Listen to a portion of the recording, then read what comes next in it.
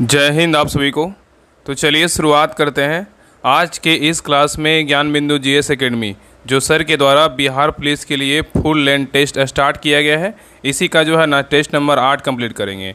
और ये देखिए टेस्ट हुआ था 20/6/2025 को टेस्ट हुआ था।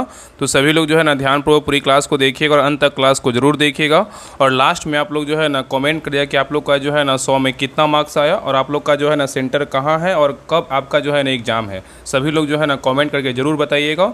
और लास्ट तक जो है ना जब तक पूरी क्लास खत्म नहीं हो जाए तब तक जो है ना आपको क्लास बंद नहीं करना है, पूरी क्लास को देखना है, तभी जो है ना क्लास का आपका 100% फ़ायदा मिलेगा।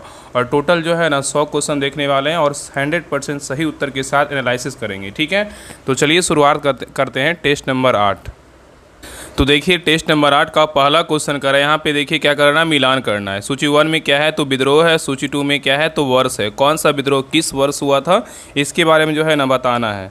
तो बताइए अहोम विद्रोह जो हुआ था ना कब हुआ था, बताइए अहोम विद्रोह कब हुआ था। तो अहोम विद्रोह हुआ था कब हुआ था, 1828 में हुआ था। कब हुआ था, 1828 में हुआ था। और ये जो है ना अहोम विद्रोह कहाँ हुआ था, अ से अहोम, अ से जो है ना असम में हुआ था। कहाँ हुआ था, असम में हुआ था। और कोल विद्रोह कब हुआ था, तो कोल विद्रोह हुआ था कब हुआ था, 1831 से जो है ना 32 के बीच हुआ था। और एक कोल विद्रोह कहाँ हुआ, तो कोल विद्रोह हुआ था छोटा नागपुर पठार में हुआ था। और नेक्स्ट है संथाल विद्रोह। संथाल विद्रोह बोलेगा तो कब हुआ था, तो संथाल विद्रोह हुआ था 1800 जो है ना 55 से 56 के बीच हुआ था। और संथाल विद्रोह कहाँ हुआ था, तो झारखंड में हुआ था। और नहीं देखिए सबको पता है मोपला विद्रोह। मोपला विद्रोह कब हुआ था, तो 1921 में हुआ था। और मोपला विद्रोह कहाँ हुआ था, तो केरल में हुआ था। कहाँ हुआ था, केरल में। तो सही उत्तर क्या होगा, तो ऑप्शन नंबर ए हो जाएगा। क्या होगा, तो ऑप्शन नंबर ए होगा। ठीक है, तो अहोम विद्रोह कहाँ हुआ था, असम में। कोल विद्रोह कहाँ हुआ था, तो छोटा नागपुर पठार में। संथाल विद्रोह का बात करें, संथाल विद्रोह कहाँ हुआ था, झारखंड में। मोपला विद्रोह कहाँ हुआ था, केरल में हुआ था। ठीक है, ये सभी का जो है ईस्वी भी याद रखिएगा। चलिए आगे देखिए क्वेश्चन नंबर 2 कह रहा है कि प्रसिद्ध बारदोली किसान आंदोलन का नेतृत्व जो है ना किसने किया था, बताइए। क्वेश्चन कह रहा है कि प्रसिद्ध बारदोली किसान आंदोलन का नेतृत्व किसने किया था, बताइए कौन किया था। तो 2 का से उत्तर होगा ऑप्शन नंबर सी, सरदार वल्लभ भाई पटेल ने किया था। कौन किया था, सरदार वल्लभ भाई पटेल ने किया था। चलिए आगे देखिए, यहाँ भी देखिए मिलान करना है। सूची 1 दिया है, सूची 2 और यहाँ पे क्या है तो सूची 2 दिया हुआ है। बताइए प्रथम कर्नाटक जो युद्ध हुआ था किस संधि के तहत जो है ना अंत हुआ था, बताइए। प्रथम जो कर्नाटक युद्ध था किस संधि के तहत अंत हुआ था, तो प्रथम जो कर्नाटक युद्ध हुआ था किस संधि के तहत अंत हुआ था, ये हो जाएगा एक्सला सापेल की संधि के तहत जो है ना अंत हुआ था। और नेक्स्ट है द्वितीय कर्नाटक युद्ध जो था ना किस संधि के, इसमें क्या हुआ था, किस संधि के तहत अंत हुआ था, बताइए। तो क्या हो जाएगा, ये जो द्वितीय कर्नाटक युद्ध जो था ना क्या रहा था, आर निर्णायक युद्ध रहा था। क्या रहा था, आर निर्णायक युद्ध रहा था। ठीक है, और नहीं देखिए तृतीय कर्नाटक युद्ध का ये जो है ना इसमें क्या हुआ था, तो तृतीय कर्नाटक युद्ध जो क्या हुआ था इसमें, तो पेरिस की संधि के तहत जो है ना इसका अंत हुआ था। ठीक है, और नेक्स्ट है प्रथम मैसूर युद्ध। प्रथम मैसूर युद्ध में क्या हुआ था, तो प्रथम मैसूर युद्ध में ब्रिटिश की हार हुई थी। किसकी हार हुई थी, ब्रिटिश की हार हुई थी। ठीक है, तो प्रथम कर्नाटक युद्ध का बात करें क्या हुआ था, एक्सरा सापेल की संधि से अंत हुआ था। और द्वितीय कर्नाटक युद्ध क्या रहा था, आर निर्णायक युद्ध रहा था। और तृतीय कर्नाटक युद्ध में क्या हुआ था, पेरिस की संधि के तहत अंत हुआ था। और प्रथम मैसूर युद्ध में क्या हुआ था, तो ब्रिटिश की जो है ना हार हुई थी। तो सही उत्तर क्या होगा, तो ऑप्शन नंबर जो है ना सी होगा। क्या होगा, तो 4 2 1 3। ठीक है, याद रखिएगा। और यहाँ पे अगर क्वेश्चन पूछा कि प्रथम जो कर्नाटक युद्ध था कब हुआ था, तो प्रथम जो कर्नाटक युद्ध था 1746 से 48 के बीच हुआ था। और यहाँ पे पूछेगा द्वितीय जो कर्नाटक युद्ध हुआ था कब हुआ था, तो 1749 से जो है ना 54 के बीच हुआ था। और तृतीय कर्नाटक युद्ध कब हुआ था, तृतीय कर्नाटक युद्ध हुआ था 1756 से जो है ना 63 के बीच हुआ था। और प्रथम मैसूर युद्ध बोलेगा कब हुआ था, प्रथम मैसूर युद्ध 1767 से जो है 69 तक हुआ था। और यह युद्ध जो है ना, यह युद्ध हैदर अली और ब्रिटिश ईस्ट इंडिया कंपनी के बीच हुआ था। ठीक है, याद रखिएगा सभी का ईस्वी और कैसे कैसे क्या किसका अंत हुआ ये भी पॉइंट याद रखिएगा। ठीक है, चलिए आगे देखिए, इसमें जो है ना 4 से 5 क्वेश्चन आपको सीखने को मिला और अगर दूना कीजिएगा तो 8 क्वेश्चन हो जाएगा। चलिए आगे देखिए, क्वेश्चन नंबर 4 कह रहा है कि निम्नलिखित में से किसे स्वर्ण से उत्पन्न सेनानायक कहा गया, बताइए। कह रहा है कि निम्नलिखित में से किसे जो है ना स्वर्ग क्या है, तो कह रहा है कि स्वर्ग से उत्पन्न सेनानायक कहा गया। किसको कहा गया, बताइए। तो 4 का से उत्तर होगा option number B, Robert Clive को कहा गया। किसको कहा गया, रॉबर्ट क्लाइव को कहा गया है। ठीक है, और यहाँ पे अगर पूछा है कि भारत में अंग्रेजी सत्ता की स्थापना किसने किया था, रॉबर्ट क्लाइव ने किया था। और यहाँ पे बोले क्वेश्चन पूछा है कि बंगाल में द्वैत शासन किसने लाया था, रॉबर्ट क्लाइव लाया था। और बंगाल का पहला गवर्नर जनरल कौन था, तो रॉबर्ट क्लाइव था। कौन था गवर्नर बोलेगा तो कौन था, रॉबर्ट क्लाइव ही था। ठीक है, ये सभी पॉइंट याद रखिएगा। चलिए क्वेश्चन नंबर 5 पे करें, 19वीं शताब्दी के दौरान होने वाले बहावी आंदोलन का मुख्य केंद्र था क्या, बताइए। क्वेश्चन कर रहा है कि 19वीं शताब्दी के दौरान होने वाले बहावी आंदोलन का मुख्य केंद्र क्या था, बताइए क्या होगा। तो 5 का सही उत्तर क्या होगा? ऑप्शन नंबर बी पटना था। क्या था? पटना था। तो 19वीं शताब्दी के दौरान होने वाले बहावी आंदोलन का मुख्य केंद्र था क्या था? तो पटना था। क्या था? पटना था। चलिए आगे देखिए। नेक्स्ट है कह रहा है कि रामकृष्ण मिशन की स्थापना 1897 ईस्वी में किसने की थी? बताइए। क्वेश्चन कह रहा है कि रामकृष्ण मिशन की स्थापना 1897 ईस्वी में किसने किया था? बताइए किसने किया था? तो 6 का सही उत्तर होगा ऑप्शन नंबर 1 विवेकानंद ने किया था। कौन किए थे? स्वामी विवेकानंद किए थे। ठीक है, चलिए आगे देखिए। यहाँ भी क्या करना है? मिलान करना है। सूची 1 में क्या है? तो देखिए संगठन है। सूची 2 में क्या है? तो संस्थापक है। तो देखिए पहला है स्वामी विवेकानंद। स्वामी विवेकानंद जो है ना किस संगठन का स्थापना किए थे? तो ये जो है ना स्वामी विवेकानंद किसका स्थापना, इसमें थोड़ा सा ना त्रुटि है। देखिए स्वामी विवेकानंद बोलेगा तो रामकृष्ण मिशन की स्थापना किसने किया था? स्वामी विवेकानंद ने किया था। यहाँ जो है ना यहाँ इसके जगह पे आ जाएगा। यहाँ पे महादेव गोविंद रानडे का जो है ना यहाँ पे कोई काम नहीं है। देखिए अगर स्वामी रामकृष्ण मिशन का स्थापना बोलेगा तो कौन किए थे? स्वामी विवेकानंद किए थे। और सत्शोधक समाज की स्थापना बोलेगा तो कौन किए थे? ज्योतिबा फूले किए थे। कौन किए? ज्योतिबा फूले किए थे। और नेक्स्ट है Mohammed Anglo Oriental College. Mohammed Anglo Oriental College का स्थापना किसने किया था? तो सर सैयद अहमद खान किया था। कौन किया था? सर सैयद अहमद खान किया था। ठीक है, और नहीं देखिए यहाँ पे कह रहा है कि प्रार्थना समाज के संस्थापक कौन थे? तो आत्माराम पांडुरंग थे। प्रार्थना किससे किया था? आत्मा से जो है ना प्रार्थना करते थे। क्या होगा? तो आत्माराम जो है ना आत्माराम पांडुरंग थे प्रार्थना समाज के संस्थापक। ठीक है, तो यहाँ पे अगर इसका बात करें, यहाँ पर अगर यहाँ पे आत्माराम पांडुरंग आएंगे तो यहाँ पे सही उत्तर क्या होगा? तो ऑप्शन नंबर जो है ना क्या होगा? तो सी होगा। क्या होगा? तो सी होगा। बाकी हम मिला दिए हैं। रामकृष्ण मिशन का स्थापना बोलेगा स्वामी विवेकानंद। संशोधक समाज की स्थापना बोलेगा किसने किया? ज्योतिबा फूले ने। और मोहम्मद एंग्लो ओरिएंटल कॉलेज का स्थापना किसने किया? सर सैयद अहमद खान। और प्रार्थना समाज के संस्थापक कौन थे? तो आत्माराम पांडुरंग थे। ठीक है, याद रखिएगा। चलिए आगे देखिए। क्वेश्चन नंबर 8 पे आइए। करा 1857 के संग्राम को प्रथम स्वतंत्रता संग्राम का नाम जो है ना किसने दिया था? बताइए। क्वेश्चन कर रहा है कि 1857 के संग्राम को प्रथम स्वतंत्रता संग्राम का नाम किसने दिया था? बताइए किसने दिया था? तो 8 का सही उत्तर होगा option number C B D. Savarkar ने दिया था। कौन दिया था? बी.डी. सावरकर ने दिया था। ठीक है, और 1857 का जो संग्राम स्टार्ट हुआ था कब हुआ था? 31 मार्च 1857 को जो है ना स्टार्ट हुआ था। ठीक है, चलिए आगे देखिए। नेक्स्ट करा है कि भारतीय राष्ट्रीय कांग्रेस की सूरत अधिवेशन 1907 का अध्यक्ष कौन था? बताइए। क्वेश्चन कर रहा है कि भारतीय राष्ट्रीय कांग्रेस के सूरत अधिवेशन 1907 का अध्यक्ष कौन था? बताइए कौन थे? तो 9 का सही उत्तर होगा ऑप्शन नंबर 1 आर.बी. घोष थे। कौन थे? आर.बी. घोष थे। इनको क्या बोलते हैं? रास बिहारी घोष बोलते हैं। क्या बोलते हैं? रास बिहारी घोष बोलते हैं। ठीक है, ये शॉर्ट नेम जो है यहाँ पे दिया हुआ है। चलिए आगे देख रहा है कि इनमें से किस आंदोलन में महात्मा गांधी ने पहली बार भूख हड़ताल का प्रयोग हथियार के रूप में जो है ना किया था? बताइए कौन सा आंदोलन में किया था? क्वेश्चन कर रहा है कि निम्न में से किस आंदोलन में महात्मा गांधी ने पहली बार भूख हड़ताल का प्रयोग हथियार के रूप में किया था? बताइए किस आंदोलन में किया था? तो 10 का सही उत्तर होगा ऑप्शन नंबर क्या होगा? तो सी अहमदाबाद जो है ना की हड़ताल में किया था। अहमदाबाद मिल हड़ताल में किया था, याद रखिएगा। ठीक है, और यहाँ पे पूछेगा कि असहयोग आंदोलन कब हुआ था? 1920 से 22 में हुआ था। रॉलेट सत्याग्रह कब हुआ था? 1919 में हुआ था। बारदोली सत्याग्रह कब हुआ था? 1928 में हुआ था। और यहाँ पे अहमदाबाद मिल हड़ताल बोलेगा ये कब हुआ था? तो 1918 में हुआ था। ठीक है, यहाँ पे इसका सही उत्तर क्या होगा? ऑप्शन नंबर सी हो जाएगा। चलिए आगे देखिए। यहाँ पे देखिए निम्नलिखित घटनाएं किस कालानुक्रम में घटित हुई थी, इसके बारे में जो है इसको बैठाना है कि कौन सा घटना पहले कब हुआ था, उसके बारे में जो है ना सभी को बैठाना है। बताइए चौरी चौरा जो घटना हुआ था ये कब हुआ था?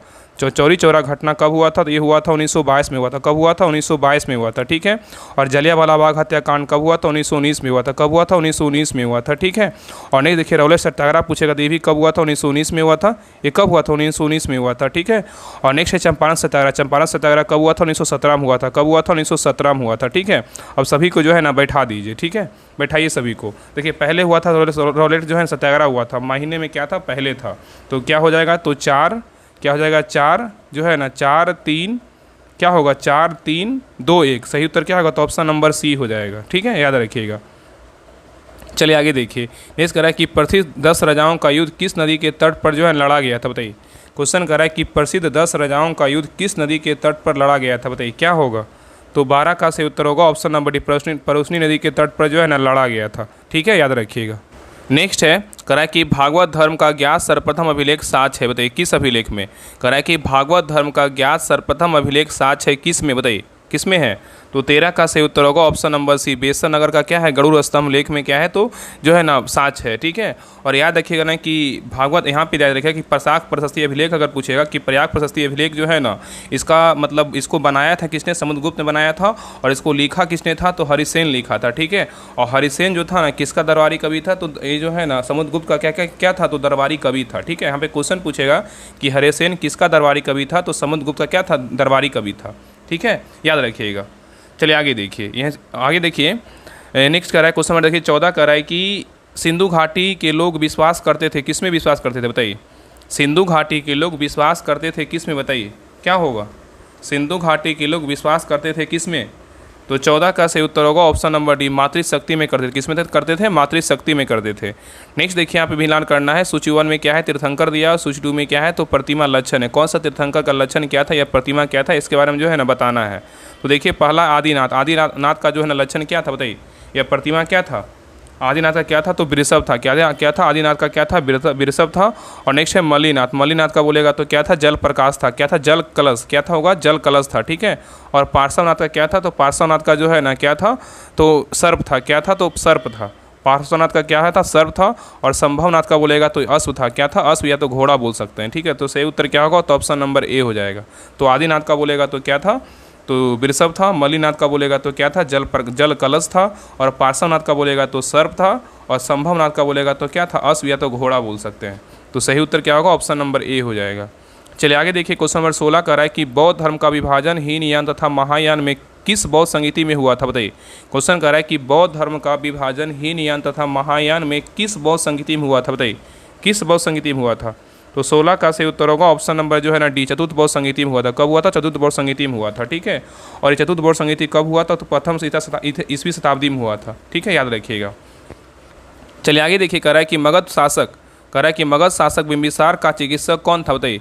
मगध शासक बिंबिसार का जो चिकित्सक था कौन था बताइए।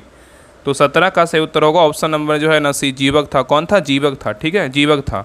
और जीवक जो है किसके दरबार में आया था, तो जीवक जो है ना राजा चंद्रप्रद्योत के दरबार में आया था, ठीक है, याद रखिएगा। चलिए आगे देखिए, क्वेश्चन नंबर देखिए 18 कह रहा है चंद्रगुप्त मौर्य ने सेल्यूकस को किस वर्ष में पराजित किया था बताइए। क्वेश्चन कह रहा है कि चंद्रगुप्त मौर्य ने सेल्यूकस को किस वर्ष पराजित किया था बताइए, कब पराजित किया था। तो 18 का सही उत्तर होगा ऑप्शन नंबर सी, 305 ईसा पूर्व में जो है ना पराजित किया था।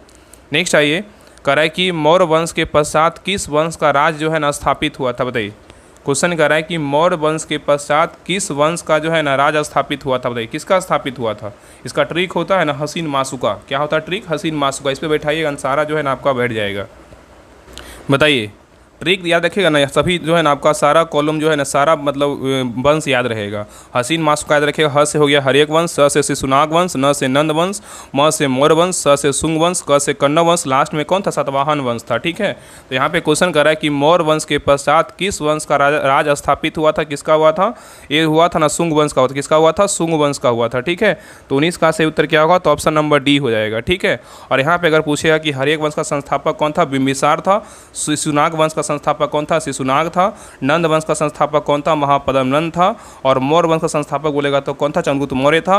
और शुंग वंश का संस्थापक बोलेगा तो पुष्पिन शुंग था। और कण्व वंश का संस्थापक बोलेगा तो कौन था, वासुदेव था। और सातवाहन वंश का संस्थापक बोलेगा तो कौन था, सिमुक था। ये जो है ना सातों याद रखिएगा, ठीक है, बहुत इंपॉर्टेंट है, ठीक है, याद रखिएगा।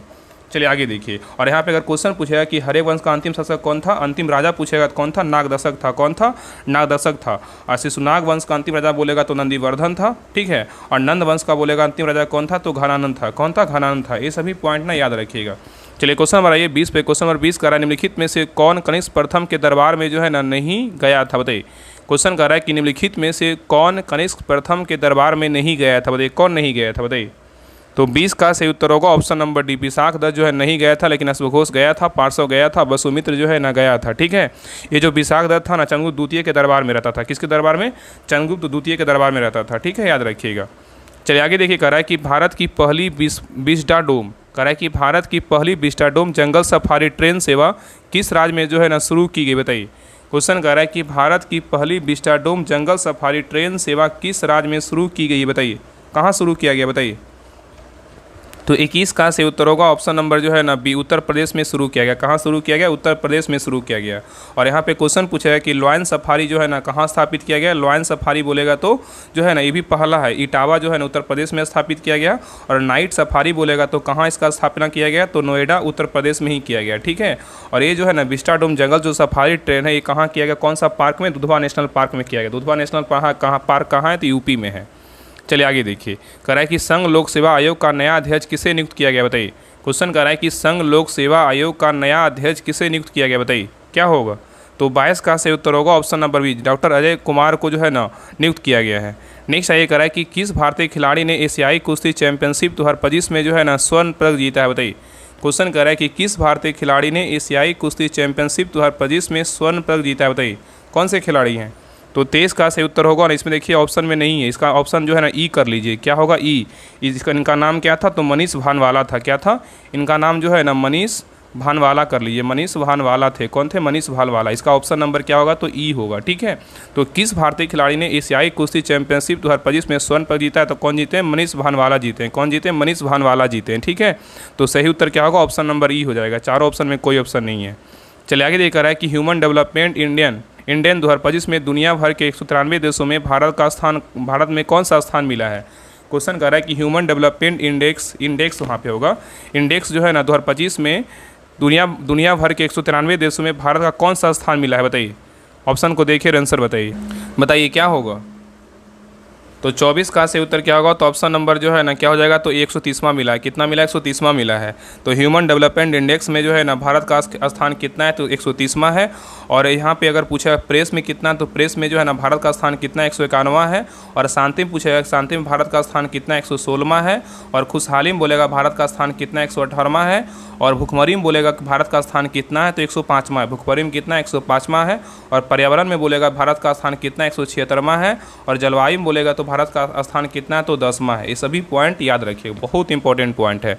चलिए क्वेश्चन नंबर 25 पे करा है, दुनिया का पहला पूर्णतः नवीनीकरण ऊर्जा से चलने वाला शहर जो है ना कौन सा होगा, बताइए। क्वेश्चन कर रहा है कि दुनिया का पहला पूर्णतः नवीनीकरण ऊर्जा से चलने वाला शहर कौन सा होगा, बताइए। तो 25 का सही उत्तर होगा ऑप्शन नंबर जो है ना, ये अमरावती है। कौन सा है, तो अमरावती है। ठीक है, और यहाँ पे याद रखिए अगर शहर बोलेगा तो क्या हो जाएगा, तो है ना शहर बोलेगा 100% सोलर से चलने वाला शहर बोलेगा तो क्या होगा, अमरावती होगा। और गांव बोलेगा तो क्या हो जाएगा, मोडेरा हो जाएगा। और यूटी बोलेगा तो क्या हो जाएगा, तो दीव हो जाएगा। कौन होगा, तो दीव होगा। और यहाँ पे 100% सोलर से चलने वाला मंदिर पूछेगा तो कौन होगा, मोडेरा का सूर्य मंदिर हो जाएगा। और एयरपोर्ट बोलेगा तो जो है ना कोचिन एयरपोर्ट हो जाएगा। ये 5 पॉइंट जो है ना 6 पॉइंट याद रखिएगा। ठीक है, 100% सोलर से चलने वाला शहर बोलेगा अमरावती, गांव बोलेगा तो मोडेरा, यूटी बोलेगा तो दीव, मंदिर बोलेगा तो मोडेरा का सूर्य मंदिर, एयरपोर्ट बोलेगा तो कौन सा है, तो कोचिन का जो है ना कोचिन एयरपोर्ट है। ठीक है, और सचिवालय बोलेगा तो किसका है, तो असम का जो है ना सचिवालय है। ठीक है, असम का है। ये सभी पॉइंट याद रखिएगा। चलिए आगे देख रहा है क्वेश्चन नंबर 26 करा है किन्हें हिंदी के लिए जो है रामनाथ गोयनका पुरस्कार 2025 दिया गया, बताइए। क्वेश्चन करा है कि किन्हें हिंदी के लिए रामनाथ गोयनका पुरस्कार 2025 जो है ना दिया गया, बताइए किसको दिया गया है। तो 26 का सही उत्तर होगा ऑप्शन नंबर 1 मृदुलिका झा को दिया गया। ये आज तक का जो है ना पत्रकार है। ठीक है, चलिए आगे देखिए कह रहा है कि प्रथम पंचवर्षीय योजना की प्राथमिकता जो है ना क्या थी, बताइए। प्रथम पंचवर्षीय योजना की जो प्राथमिकता थी क्या थी, बताइए। तो 27 का सही उत्तर होगा ऑप्शन नंबर सी कृषि का जो है ना विकास था। नेक्स्ट आइए कह रहा है कि निम्नलिखित में से भारत का राष्ट्रीय आय का सबसे मुख्य स्रोत जो है ना कौन सा है, बताइए। क्वेश्चन कर रहा है निम्नलिखित में से भारत की राष्ट्रीय आय का सबसे मुख्य स्रोत कौन सा है, बताइए। तो 28 का सही उत्तर होगा ऑप्शन नंबर 1 सेवा क्षेत्र है। क्या है, तो सेवा क्षेत्र है। नेक्स्ट आइए करा है किस वर्ष में नाबार्ड कृषि एवं ग्रामीण विकास हेतु राष्ट्रीय बैंक की स्थापना जो है ना हुई, बताइए। नाबार्ड का स्थापना जो है ना कब हुआ है, तो 12 जुलाई 1982 को जो है नाबार्ड का स्थापना हुआ है। और इसमें पूछेगा कि किस पंचवर्षीय योजना में नाबार्ड का स्थापना किया गया, तो 6ठी पंचवर्षीय योजना में जो है नाबार्ड का स्थापना किया गया। और सिब्रन समिति की सिफारिश पर इसका जो है ना स्थापना किया, किसका, नाबार्ड का। ठीक है, चलिए आगे देखिए। इस कह रहा है कि भारतीय जीवन बीमा निगम की स्थापना जो है ना कब हुई, बताइए। भारतीय जीवन बीमा निगम की स्थापना जो है ना कब हुआ है, तो 30 का सही उत्तर होगा ऑप्शन नंबर 1 वर्ष 1956 में हुआ है। नेक्स्ट आइए करा कि फर्टर्निटी का अर्थ जो है ना क्या है, बताइए। फर्टर्निटी का अर्थ जो है ना क्या है, तो 31 का सही उत्तर होगा ऑप्शन नंबर क्या होगा, तो ए होगा, भाईचारे की जो है ना भावना है। नेक्स्ट आइए करा कि सांझ और रात के बीच समय को जो है ना क्या कहते हैं। सांझ और रात के बीच समय को जो है ना क्या कहते हैं, बताइए क्या होगा। तो 32 का सही उत्तर होगा ऑप्शन नंबर सी, गोधूली कहते हैं। क्या कहते हैं, गोधूली कहते हैं। नेक्स्ट आइए कराए कि निम्नलिखित वाक्यों में से जो है ना शुद्ध वाक्य क्या है, बताइए। शुद्ध वाक्य पूछा, इसमें कौन सा वाक्य जो है ना शुद्ध रूप से लिखा हुआ है, देखिए। पहला करा है वह सायंकाल के समय घूमने का है। देखिए समय जो है ना 2 बार आ गया, सायंकाल को समय ही बोलेगा, नहीं क्या है, तो बिल्कुल गलत है।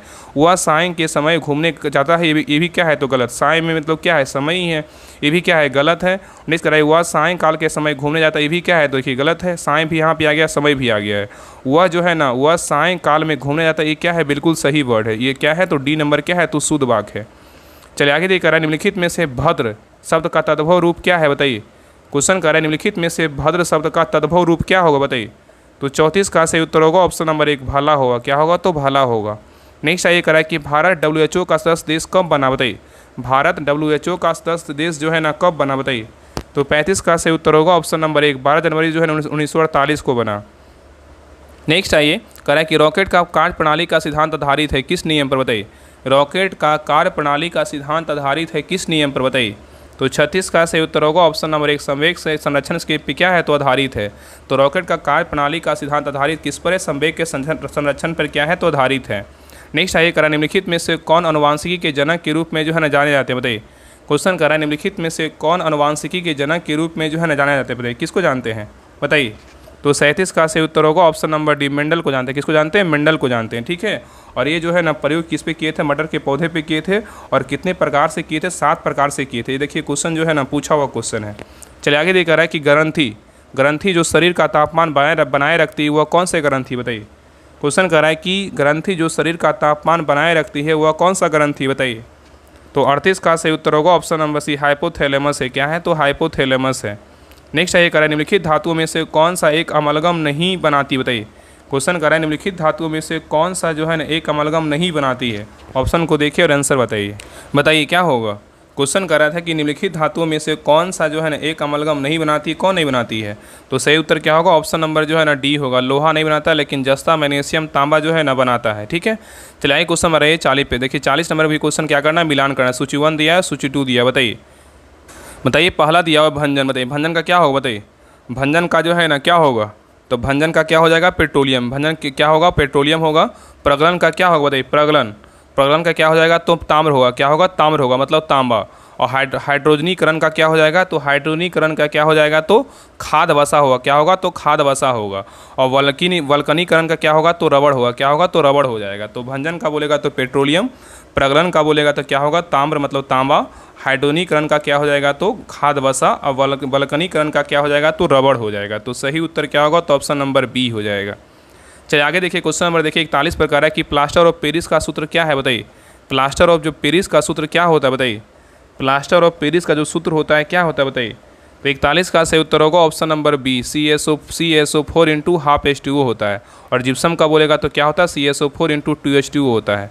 नेक्स्ट आइए करा है कि ठोस कपूर से कपूर बाँस बनाने की प्रक्रिया को कहते हैं, क्या कहते हैं। ठोस कपूर से कपूर बाँस बनाने की प्रक्रिया को जो है ना क्या कहते हैं, बताइए। तो 42 का सही उत्तर होगा ऑप्शन नंबर डी, ऊर्ध्वपातन कहते हैं। क्या कहते हैं, ऊर्ध्वपातन कहते हैं। नहीं देखिए यहाँ भी क्या करना है, मिलान करना है। सूची 1 में क्या है, ईंधन गैसें है। सूची 2 में क्या है, तो प्रमुख घटक है। कौन सा ईंधन गैस का प्रमुख घटक क्या है, इसके बारे में जो है ना बताना है। तो देखिए पहला क्या है, CNG का जो घटक है क्या है, तो CNG घटक क्या है, तो मीथेन और क्या है, ईथेन है। क्या है, मीथेन और ईथेन है। LPG का घटक बोलेगा तो क्या है, तो LPG का घटक बोलेगा तो क्या है, ब्यूटेन और प्रोपेन है। क्या है, ब्यूटेन और प्रोपेन है। नेक्स्ट देखिए कोल गैस का घटक बोलेगा तो क्या है, तो हाइड्रोजन, मेथेन और क्या है, तो कार्बन मोनोऑक्साइड है। और वाटर गैस का बोलेगा तो घटक क्या है, तो क्या होगा, वाटर गैस का घटक बोलेगा तो कार्बन क्या होगा, मोनोऑक्साइड हाइड्रोजन होगा, ठीक है। तो CNG का बोलेगा तो क्या हो जाएगा, मेथेन एथेन। LPG का बोलेगा तो ब्यूटेन प्रोपेन। कोल गैस का बोलेगा हाइड्रोजन, मेथेन, कार्बन मोनोऑक्साइड हो जाएगा। और वाटर गैस का बोलेगा तो क्या होगा, कार्बन मोनोऑक्साइड और क्या होगा, हाइड्रोजन होगा। तो सही उत्तर क्या होगा, तो ऑप्शन नंबर जो है ना सी होगा। क्या होगा, तो सी होगा। चलिए आगे देखिए करा कि ब्लीचिंग पाउडर में कौन सा रासायनिक यौगिक जो है ना होता है, बताइए। ब्लीचिंग पाउडर में कौन सा रासायनिक यौगिक होता है, बताइए क्या होता है। तो 44 का सही उत्तर होगा option number B, calcium oxychloride होता है। क्या होता है, कैल्शियम ऑक्सीक्लोराइड होता है। नेक्स्ट आइए देखिए यहाँ भी क्या करना है, मिलान करना है। सूची 1 दिया क्या है, सूची 2 है। बताइए पक्षी का जो है ना क्या होगा, बताइए। पक्षी का क्या होगा, बताइए। तो पक्षी का क्या होगा, तो पक्षी को क्या बोलते हैं, ऑर्निथोलॉजी बोलते हैं। क्या बोलते हैं, ऑर्निथोलॉजी बोलते हैं, ठीक है। और वंश गति का क्या हो जाएगा, तो वंश गति का हो जाएगा जेनेटिक्स। क्या बोलेंगे, जेनेटिक्स। और पर्यावरण का क्या होगा, तो पर्यावरण का हो जाएगा क्या, इकोलॉजी। क्या होगा, इकोलॉजी। और जीवाश्म का क्या हो जाएगा, तो पेलियो बायोलॉजी, ठीक है। तो पेलियो बायोलॉजी की क्या होगा, जीवाश्म हो जाएगा। इकोलॉजी का बोलेगा क्या होगा, तो पर्यावरण हो जाएगा। ऑर्निथोलॉजी क्या होगा, तो ऑर्निथो का पक्षी हो जाएगा। और जेनेटिक्स का बोलेगा तो क्या होगा, तो वंशागति हो जाएगा। तो सही उत्तर क्या होगा, तो ऑप्शन नंबर बी होगा। चलिए आगे देखिए। नेक्स्ट है करा निम्नलिखित में से कौन जो है ना मछली नहीं है, बताइए। करा इस ऑप्शन में जो है ना कौन मछली नहीं है, बताइए कौन मछली नहीं है। तो ये 46 का सही उत्तर क्या होगा, ऑप्शन नंबर 1, स्टार फिश जो है ना मछली नहीं है, लेकिन साफ फिश मछली है, पाइप फिश मछली है, गिटार फिश क्या है, तो मछली है। देखिए क्वेश्चन 47 का रहा है कि टमाटर में लाल रंग का कारण क्या है, बताइए। टमाटर में लाल रंग का जो कारण है क्या है, बताइए। तो 47 का सही उत्तर होगा ऑप्शन नंबर क्या हो जाएगा, तो ये हो जाएगा बी, लाइकोपीन है। क्या है? तो लाइकोपीन है। और टमाटर में जो है ना कौन सा अम्ल पाया जाता है? तो ऑक्जेलिक अम्ल जो है टमाटर में पाया जाता है। नेक्स्ट ये कह रहा है कि मानव शरीर में सर्वाधिक प्रचुरता में पाया जाने वाला तत्व कौन सा है? बताइए। मानव शरीर में सर्वाधिक प्रचुरता से पाया जाने वाला तत्व कौन सा है? बताइए। तो 48 का सही उत्तर होगा ऑप्शन नंबर क्या हो जाएगा? तो सी, ऑक्सीजन पाया जाता है। क्या पाया जाता है? ऑक्सीजन पाया जाता है। ठीक है। नेक्स्ट ये कह रहा है कि रक्त का थक्का बनने में फाइब्रिनोजीन को फाइब्रिन के परिवर्तन में भाग लेने वाला एंजाइम क्या है? बताइए।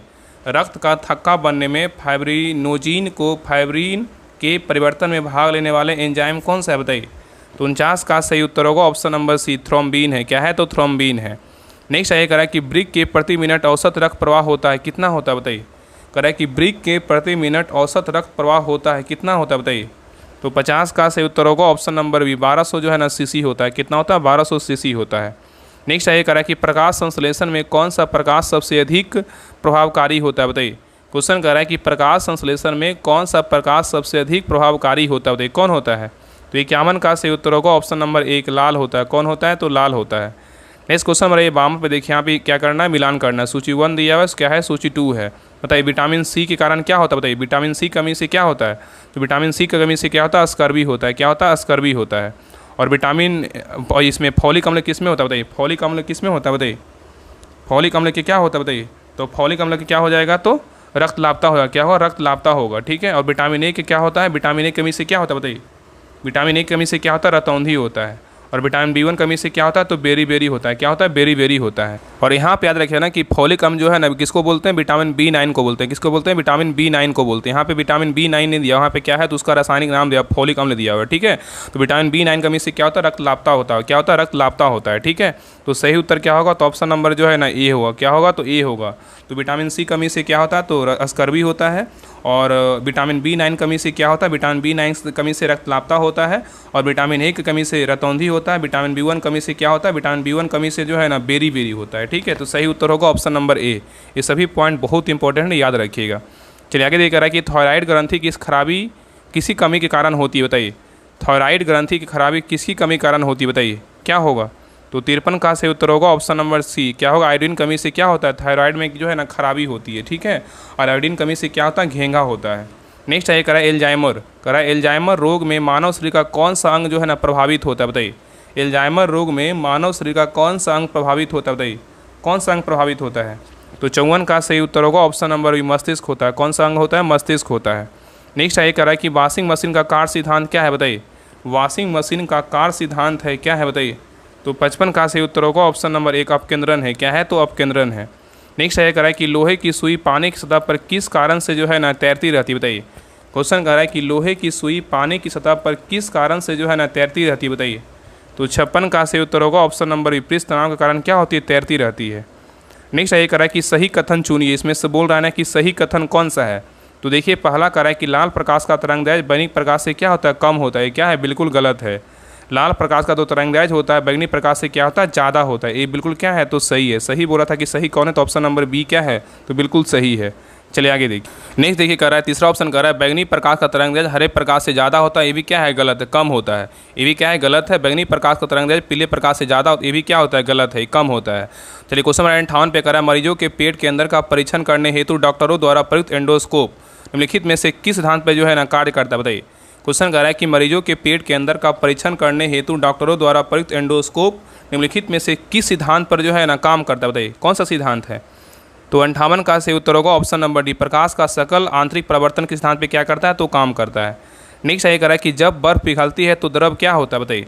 जब बर्फ़ पिघलती है तो द्रव क्या होता है? तो 59 का सही उत्तर होगा ऑप्शन नंबर बी, आयतन जो है ना घटता है। नेक्स्ट ये कह रहा है कि प्रसरव वे ध्वनियाँ हैं जिनकी आवृत्ति होती है कितनी? बताइए। प्रसरव वे ध्वनियाँ हैं जिनकी आवृत्ति कितनी होती है? बताइए। तो 60 का सही उत्तर होगा ऑप्शन नंबर जो है ना ए, 20,000 हर्ट्ज से क्या होती है? अधिक होती है। ठीक है। और सरब का बात करें कितना होता है? 20 से 20,000 हर्ट्ज होता है। अब सरब का बात करें कितना होता है? तो 20 से जीरो से जो है ना 20 हर्ट्ज होता है। कितना होता है? 0 से 20 हर्ट्ज होता है। चलिए आगे देखिए। क्वेश्चन नंबर देखिए 61 कह रहा है कि निम्नलिखित में से कौन विद्युत का सर्वोत्तम चालक है? बताइए। क्वेश्चन कह रहा है कि निम्नलिखित में से कौन विद्युत का जो है ना सर्वोत्तम चालक है? बताइए कौन है? तो 61 का सही उत्तर क्या होगा? तो ऑप्शन नंबर जो है ना क्या हो जाएगा? तो डी होगा, चांदी है। क्या है? तो चांदी है।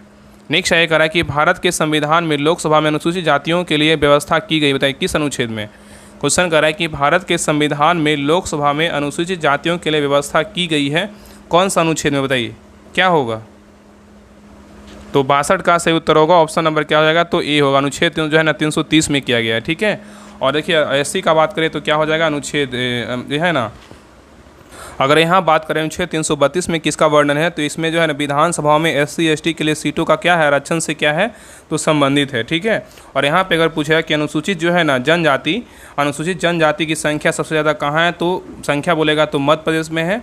अनुसूचित जाति का बोलेगा सर्वाधिक संख्या कहाँ है, तो जो है ना यूपी में है। अनुसूचित जाति का बोलेगा सर्वाधिक संख्या कहाँ है, तो यूपी में। अनुसूचित जनजाति की सर्वाधिक संख्या बोलेगा तो कहाँ है, तो एमपी में है, ठीक है। चलिए आगे देखिए, क्वेश्चन नंबर देखिए 63 का रहा है कि भारत में त्रिस्तरीय पंचायती राज व्यवस्था की सिफारिश की थी, कौन सा समिति किया था, बताइए। क्वेश्चन कर रहा है कि भारत में त्रिस्तरीय, यहाँ पे देखिए त्रिस्तरीय बोल रहा है, पंचायती राज व्यवस्था की सिफारिश की थी किस समिति में, बताइए कौन सा समिति ने किया था। तो 63 का सही उत्तर क्या होगा, तो ऑप्शन नंबर जो है ना बी होगा, बलवंत राय मेहता समिति ने किया था, ठीक है। देखिए इसमें 3 अक्षर है ना, बलवंत राय और क्या है मेहता है, 3 अक्षर है तो क्या होगा, त्रिस्तरीय होगा। और द्विस्तरीय रहेगा तो क्या होगा, अशोक मेहता होगा, ठीक है। इसमें त्रिस्तरीय का बात किया क्या हो जाएगा, तो बलवंत राय मेहता समिति हो जाएगा। चलिए आगे देख रहा है कि 86वें संशोधन द्वारा प्रस्तावित शिक्षा का अधिकार किस वर्ष जो है ना लागू किया गया, बताइए। क्वेश्चन कर रहा है कि 86वें संशोधन द्वारा प्रस्तावित शिक्षा का अधिकार किस वर्ष लागू किया गया, बताइए। तो 64 का सही उत्तर होगा ऑप्शन नंबर जो है ना ए, 2002 से क्या हुआ, लागू किया गया। नेक्स्ट ये करा कि भारत में मत देने का अधिकार निम्नलिखित अधिकारों में से कौन सा अधिकार है, बताइए। करा कि भारत में मत देने का अधिकार निम्नलिखित अधिकारों में से कौन सा अधिकार है, बताइए। देखिए ऑप्शन के अनुसार क्या हो जाएगा, तो संवैधानिक अधिकार है, क्या है, तो संवैधानिक अधिकार। लेकिन ऐसे अगर बोलेगा तो क्या बोलते हैं, तो राजनीतिक अधिकार है, क्या है, राजनीतिक अधिकार है, ठीक है। लेकिन ऑप्शन के अनुसार क्या होगा, तो संवैधानिक अधिकार होगा। नेक्स्ट ये करा कि भारत के मुख्य निर्वाचन आयुक्त की पदावधि क्या है, बताइए। भारत के मुख्य निर्वाचन आयुक्त की जो पदावधि है क्या है, बताइए। तो 66 का सही उत्तर होगा ऑप्शन नंबर सी, क्या होगा, 6 वर्ष या 65 वर्ष की आयु तक जो भी पहले हो जाए, ठीक है, तब तक जो है ना अपने पद पर बने रहेंगे। नेक्स्ट ये करा है कि राष्ट्रीय विकास परिषद की अध्यक्षता कौन करता है, बताइए। राष्ट्रीय विकास परिषद की अध्यक्षता जो है ना कौन करता है, तो 67 का सही उत्तर होगा ऑप्शन नंबर बी, भारत के जो है ना प्रधानमंत्री करते हैं, कौन करते हैं, भारत के प्रधानमंत्री करते हैं। नेक्स्ट आइए कह रहा है कि राज्य वित्त आयोग के संबंध में निम्नलिखित कथनों में से कौन सा कथन जो है ना सही है, बताइए। राज्य वित्त आयोग के संबंध में निम्नलिखित कथनों में से कौन सा कथन सही है, बताइए। तो देखिए पहला कह रहा है कि यह जो है ना राज्य वित्त आयोग के बारे में, यह एक औपचारिक संस्था है, क्या है, तो गलत है। यह एक संवैधानिक संस्था है, बिल्कुल क्या है, तो सही है, क्या होगा, ऑप्शन नंबर बी हो जाएगा। चलिए आगे देखिए कह रहा है कि निम्न में से किस संविधान अनुच्छेद के अंतर्गत भारत के राष्ट्रपति मूल अधिकारों के कार्यान्वयन को स्थगित कर सकते हैं, अनुच्छेद 20 और 21 के अतिरिक्त, बताइए। ऑप्शन को देखिए और आंसर बताइए क्या होगा। देखिए पहले क्वेश्चन समझिए, कह रहा है कि किस संविधान अनुच्छेद के अंतर्गत, किस संविधान के अनुच्छेद के अंतर्गत भारत के राष्ट्रपति मूल अधिकारों के कार्यान्वयन को स्थगित कर सकते हैं, बताइए किस अनुच्छेद के तहत करेंगे, बताइए। तो क्या हो जाएगा, अनुच्छेद जो है ना बी होगा, मतलब क्या होगा, अनुच्छेद 359 होगा। तो ऑप्शन नंबर क्या हो जाएगा, तो बी होगा, अनुच्छेद 359 के तहत कर सकते हैं। नेक्स्ट ये कह रहा है कि भारत में चलित न्यायालय मोबाइल कोर्ट इसका मानस पुत्र है, बताइए कौन है। कह रहा है कि भारत में चलित न्यायालय इसका मानस पुत्र कौन है, बताइए। तो 70 का सही उत्तर होगा ऑप्शन नंबर क्या हो जाएगा, तो सी, डॉक्टर जो है ना APJ अब्दुल कलाम है। कौन है, डॉक्टर APJ अब्दुल कलाम है, ठीक है। और ये जो है ना कब आया था, कब लाया गया था, 2007 में जो है लाया गया था। कब लाया गया था, 2007 में लाया गया था। चलिए आगे देखिए, कह रहा है कि संविधान की व्याख्या करने का अंतिम अधिकार जो है ना किसे है, बताइए। संविधान की व्याख्या करने का जो अंतिम अधिकार है किसके पास है, बताइए। तो 71 का सही उत्तर होगा ऑप्शन नंबर जो है ना डी, सर्वोच्च न्यायालय के पास है। नेक्स्ट ये कह रहा है कि लोकसभा के अध्यक्ष को कैसे हटाया जा सकता है, बताइए। लोकसभा के अध्यक्ष को कैसे हटाया जा सकता है, बताइए। तो 72 का सही उत्तर होगा ऑप्शन नंबर बी, लोकसभा के सभी सदस्यों को बहुमत पारित संकल्प के द्वारा जो है ना लोकसभा के अध्यक्ष को क्या कर सकते हैं, हटा सकते हैं। नेक्स्ट ये कह रहा है निम्नलिखित युग्म में से कौन सा सही सुमेलित नहीं है। इसमें पूछा है कौन सा जो है ना गलत है। ऑप्शन को पढ़िए, बताइए इसमें कौन सा गलत है, बताइए। तो देखिए पहला कह रहा है कि मानव के दुर्व्यापार या तथा बाल श्रम का प्रतिषेध, मानव के दुर्व्यापार तथा बाल श्रम का प्रतिषेध बोलेगा तो कौन सा अनुच्छेद, अनुच्छेद 23 में है, बिल्कुल क्या है, तो सही है। अल्पसंख्यक वर्गों के हितों का संरक्षण बोलेगा तो अनुच्छेद 29 में है, ये भी क्या है, तो बिल्कुल सही है। और संवैधानिक उपचारों का अधिकार बोले अनुच्छेद 32 में है, ये भी क्या है, तो सही है। और शिक्षा संस्थाओं की स्थापना तथा प्रशासन करने का अल्पसंख्यक वर्गों का अधिकार बोलेगा अनुच्छेद 31 में है, ये क्या है, बिल्कुल गलत है। शिक्षा संस्थाओं की स्थापना तथा प्रशासन करने का जो अल्पसंख्यक वर्गों का अधिकार है किसमें है, तो अनुच्छेद जो है ना 30 में, किसमें, अनुच्छेद 30 में है, ठीक है। अनुच्छेद 31 में क्या है, तो अनुच्छेद 31 में जो है ना संपत्ति का अधिकार को क्या अधिकार था, इसको जो है ना अब क्या कर दिया, समाप्त कर दिया गया, ठीक है, याद रखिएगा। ये क्या है, डी नंबर क्या है, तो गलत हो जाएगा। ठीक है, डी क्या है तो गलत है, बाकी ए बी और सी क्या है बिल्कुल सही है। चलिए आगे देखिए। नेक्स्ट कह रहा है कि तारे का रंग सूचक है किसका, बताइए। तारे का रंग जो सूचक है किसका है बताइए। तो 74 का से उत्तर होगा ऑप्शन नंबर डी, उसके ताप का क्या है, उसके ताप का है। नेक्स्ट आगे कह रहा है टाइटन सबसे बड़ा चंद्रमा या उपग्रह है, बताइए किसका है। टाइटन सबसे बड़ा चंद्रमा या उपग्रह है किसका, बताइए। तो 75 का से उत्तर होगा ऑप्शन नंबर डी, शनि का है। किसका है, तो शनि का है। नेक्स्ट आइए कह रहा है अफ्रीका की कौन सी नदी मकर रेखा को 2 बार जो है ना काटती, बताइए। कह रहा है अफ्रीका की कौन सी नदी है जो मकर रेखा को 2 बार काटती, बताइए कौन सी नदी काटती है। तो 76 का सही उत्तर होगा ऑप्शन नंबर बी, लिम्पोपो नदी जो है ना मकर रेखा को क्या करती है, 2 बार काटती है। ठीक है, याद रखिएगा। और कांवो किसको काटता है, भूमध्य रेखा को काटती है। किसको काटता है, भूमध्य रेखा को। ठीक है, कांवो काटता है। चलिए आगे देख रहा है कर्क रेखा जो है ना किस राशि से होकर गुजरती, बताइए। कर्क रेखा किस राशि से जो है ना होकर गुजरती, बताइए क्या होगा। कर्क रेखा किस राज्य से होकर गुजरती, बताइए। तो 77 का सही उत्तर क्या होगा, ऑप्शन नंबर डी, झारखंड से होकर जो है ना गुजरती है। और कर्क रेखा पर स्थित अगर राजधानी पूछेगा तो कौन है, तो रांची है। और कर्क रेखा पर स्थित अगर शहर बोलेगा तो कौन सा है, तो गांधीनगर शहर है। ठीक है, अगर बहुत अच्छा क्वेश्चन है, बहुत इंपॉर्टेंट क्वेश्चन है। अगर कर्क रेखा पर पूछेगा कि राजधानी कौन सा स्थित है तो रांची, और कर्क रेखा पर शहर कौन सा स्थित है तो गांधीनगर है। ठीक है, चलिए आगे देखिए। नेक्स्ट क्वेश्चन कह रहा है कि भारत का अपने पड़ोसी देशों के मध्य अंतर्राष्ट्रीय सीमा का विस्तार अवरोही क्रम में, बताइए। कह रहा है कि भारत का अपने पड़ोसी देशों के मध्य अंतर्राष्ट्रीय जो सीमा है का विस्तार में अवरोही क्रम में जो है ना बढ़ते क्रम में बताना है कि कौन सा होगा, बताइए। बताइए क्या होगा। तो देखिए पहले हम ना सभी का जो है ना मतलब कितना किलोमीटर सीमा साझा करता है इसके बारे में पहले जान लेते हैं। देखिए चीन का अगर बात करें, चीन जो है ना कितना सीमा साझा करता है भारत के साथ, तो क्या होगा, चीन करता है कितना, तो चीन करता है 3400 जो है ना 88 करता है। कितना करता है, 3488 करता है। ठीक है, और बांग्लादेश का बात करें, बांग्लादेश भारत के साथ कितना सीमा साझा करता है, तो बांग्लादेश करता है 4096। कितना करता है, 40 जो है ना 4096 करता है। ठीक है, और पाकिस्तान भारत के साथ कितना सीमा साझा करता है, तो पाकिस्तान करता है 3300 जो है ना 23 करता है। कितना करता है, 3323 करता है। ठीक है, 3323 करता है। और नेपाल कितना सीमा साझा करता है भारत के साथ, ये करता है नेपाल 1751 करता है। कितना करता है, 1751 करता है। ठीक है, तो बैठा दीजिए। तो पहले क्या होगा, तो पहले हो जाएगा नेपाल, उसका क्या होगा, उसके बाद पाकिस्तान, उसके बाद क्या होगा तो चीन, उसके बाद क्या होगा बांग्लादेश। तो सही उत्तर क्या होगा, तो ऑप्शन नंबर जो है ना बी होगा। सही उत्तर क्या होगा, ऑप्शन नंबर बी हो जाएगा। ठीक है, सभी का जो है ना किलोमीटर याद रखिएगा। अगर चीन नेपाल का बात करें कितना हो जाएगा 1751, पाकिस्तान का बात करें कितना 3323, और चीन का बात करें कितना हो जाएगा, तो ये जो है हो जाएगा चीन का हो जाएगा 3488 हो जाएगा। और बात करें बांग्लादेश का कितना है, तो 40 जो है ना 96 है। ठीक है, 4096 है। चलिए आगे देखिए। क्वेश्चन नंबर 79 पे कह रहा है कि भारत में शांत घाटी किस राज्य में स्थित है, बताइए। भारत में शांत घाटी किस राज्य में स्थित है, बताइए। तो 79 का सही उत्तर होगा ऑप्शन नंबर बी, केरल में है। कहाँ है, तो केरल में है। नेक्स्ट ये कह रहा है कि सदाकत आश्रम बिहार में कहाँ स्थित है, बताइए। सदाकत आश्रम बिहार में कहाँ स्थित है, बताइए। तो 80 का सही उत्तर होगा ऑप्शन नंबर 1, पटना में है। कहाँ है, तो पटना में है। चलिए आगे देखिए। नेक्स्ट है कह रहा है कैमूर पठार किसके लिए प्रसिद्ध है, बताइए। कैमूर पठार किसके लिए प्रसिद्ध है, बताइए क्या होगा। कैमूर पठार जो है ना किसके लिए प्रसिद्ध है, बताइए। तो 81 का सही उत्तर होगा ऑप्शन नंबर बी, चूना पत्थर के लिए क्या है, तो प्रसिद्ध है। नेक्स्ट आइए कह रहा है कि निम्नलिखित में से कौन सा जलकुंड राजगीर में जो है ना अवस्थित नहीं पूछा है, मतलब नहीं है, बताइए। कह रहा है निम्नलिखित में से कौन सा जलकुंड जो है राजगीर में अवस्थित नहीं है, बताइए कौन नहीं है। देखिए नानन कुंड कहाँ है, तो राजगीर में, बिल्कुल सही है। मखदूम कुंड बोलेगा तो राजगीर में है। सूर्य कुंड बोलेगा तो राजगीर में, लेकिन लक्ष्मण कुंड बोलेगा तो राजगीर में जो है नहीं है। तो सही उत्तर क्या होगा, ऑप्शन नंबर डी होगा। और लक्ष्मण कुंड कहाँ है, तो मुंगेर में है। लक्ष्मण कुंड का बात करें कहाँ है, तो मुंगेर में, याद रखिएगा। नेक्स्ट ये कह रहा है कि बिहार सोशलिस्ट पार्टी जो है ना कब गठित हुई थी, बताइए। बिहार सोशलिस्ट पार्टी जो है ना कब गठित हुआ था, बताइए।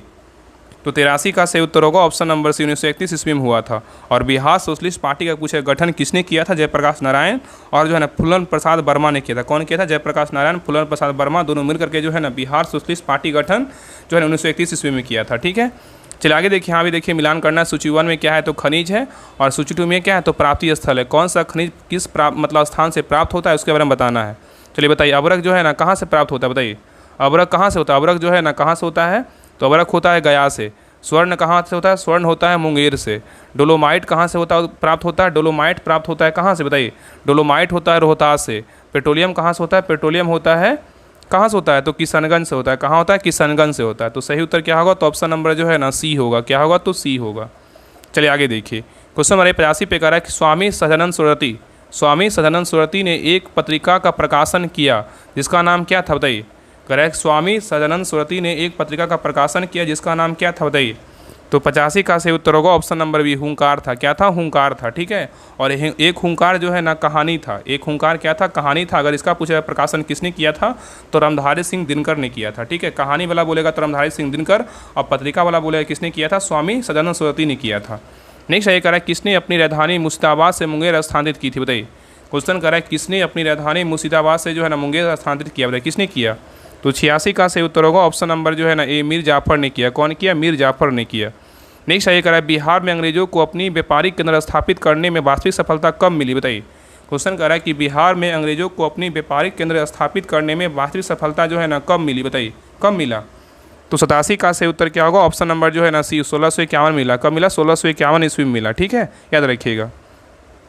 चलिए आगे देखिए, कह रहा है कि बिहार में किस प्रकार की जलवायु जो है ना पाई जाती है? बताइए। क्वेश्चन कर रहा है बिहार में किस प्रकार की जलवायु पाई जाती है? बताइए किस प्रकार की जलवायु पाई जाती है? तो 88 का सही उत्तर होगा ऑप्शन नंबर जो है ना ए, मानसूनी जलवायु बिहार में पाई जाती है। नेक्स्ट ये कह रहा है कि सार्क का मुख्यालय जो है ना कहाँ स्थित है? बताइए। सार्क का मुख्यालय कहाँ स्थित है? बताइए। तो कहाँ है? तो काठमांडू में। कहाँ है? काठमांडू, नेपाल में है। और सार्क का अगर स्थापना पूछेगा, सार्क का स्थापना कब हुआ था? तो 8 दिसंबर जो है ना 8 दिसंबर 1985 को जो है ना 1985 को सार्क का जो है ना स्थापना किया गया था। 8 दिसंबर 1985 को सार्क का स्थापना हुआ था। इसका मुख्यालय पूछेगा तो कहाँ है? इसका मुख्यालय काठमांडू में है। नेक्स्ट ये कह रहा है कि चिनाब ब्रिज की ऊंचाई जो है ना कितनी है? बताइए। चिनाब ब्रिज की जो ऊंचाई है कितनी है? बताइए। तो 90 का सही उत्तर होगा ऑप्शन नंबर 1, 359 मीटर है। कितना है? तो 300 जो है ना 59 मीटर है। और याद रखिएगा ना कि भी हाल ही में जो है ना चिनाब ब्रिज का उद्घाटन किया गया है। और चिनाब ब्रिज जो है ना फ्रांस के जो है ना जो एफिल टावर है उससे भी क्या है? तो ऊंचा है। और एफिल टावर की ऊंचाई बोला है कितना है? 330 मीटर है। लेकिन जबकि चिनाब ब्रिज की ऊंचाई पूछा है कितना है? 300 जो है ना 59 मीटर है। ठीक है, याद रखिएगा। चलिए आगे देखिए। आगे देखिए मैथ रीडिंग का क्वेश्चन दिया, इसको बना लीजिएगा। इसका आंसर हम बता दे रहे हैं। ठीक है, आप लोग देख लीजिए। 91 का जो सही उत्तर होगा ऑप्शन नंबर क्या हो जाएगा? तो ऑप्शन नंबर जो है ना डी होगा। चलिए आगे देखिए 92 नंबर देखिए क्वेश्चन दिया हुआ। आगे देखिए ऑप्शन है 92 का सही उत्तर क्या होगा? तो ऑप्शन नंबर सी होगा। नेक्स्ट देखिए 93 में क्वेश्चन का सही उत्तर क्या होगा? तो ऑप्शन नंबर बी होगा। नेक्स्ट है 94 का सही उत्तर क्या होगा? 94 का सही उत्तर होगा ऑप्शन नंबर डी होगा। नेक्स्ट है क्वेश्चन 95 का सही उत्तर क्या होगा? तो 95 का सही उत्तर होगा ऑप्शन नंबर जो है ना बी होगा। अगर क्वेश्चन नहीं बनेगा ना, मैथ ट्रेनिंग का कोई भी क्वेश्चन नहीं बनेगा तो जो मैथ का स्पेशल ग्रुप है उसमें सेंड कर दिएगा, आपको जो है ना वहाँ पर सोल्यूशन मिल जाएगा। ठीक है, लेकिन कोशिश कीजिए बनाने का, आपको जो है ना बन जाएगा। चलिए आगे देखिए क्वेश्चन नंबर 96 का सही उत्तर क्या होगा? तो ऑप्शन नंबर 96 का क्या हो जाएगा? तो सी होगा। नेक्स्ट है क्वेश्चन नंबर 97 का सही उत्तर क्या होगा? 97 का सही उत्तर होगा ऑप्शन नंबर ए होगा। चलिए आगे देखिए क्वेश्चन नंबर 98 का सही उत्तर क्या होगा? तो ऑप्शन नंबर बी होगा। चलिए आगे देखिए क्वेश्चन नंबर 99 का जो सही उत्तर होगा 99 का जो सही उत्तर होगा ऑप्शन नंबर क्या हो जाएगा? तो सी होगा। चलिए क्वेश्चन नंबर आई लास्ट क्वेश्चन नंबर देखिए 100 है। 100 का सही उत्तर क्या होगा? तो ऑप्शन नंबर डी होगा। 8.25 होगा। ठीक है, 25% होगा। तो ये रहा प्रैक्टिस सेट नंबर 8 रहा। आप लोग क्लास कैसा लगा आप लोग कमेंट सेक्शन में जरूर बताइएगा। और सभी से जो है रिक्वेस्ट है, क्लास का लिंक सभी के पास जरूर शेयर कीजिए, क्योंकि बहुत लोग के पास जो है एक अच्छी क्लास नहीं मिल पाता, तो उनके पास जरूर शेयर ग्रुप क्लास का लिंक शेयर कीजिएगा। और आप लोग कमेंट कर दिया कि आप लोग का जो है ना 100 में कितना मार्क्स आया, और सभी लोग जो है ना क्लास को लाइक करके जरूर जाइएगा। ठीक है, तो मिलते हैं नेक्स्ट क्लास में, तब तक के लिए जय हिंद, जय भारत।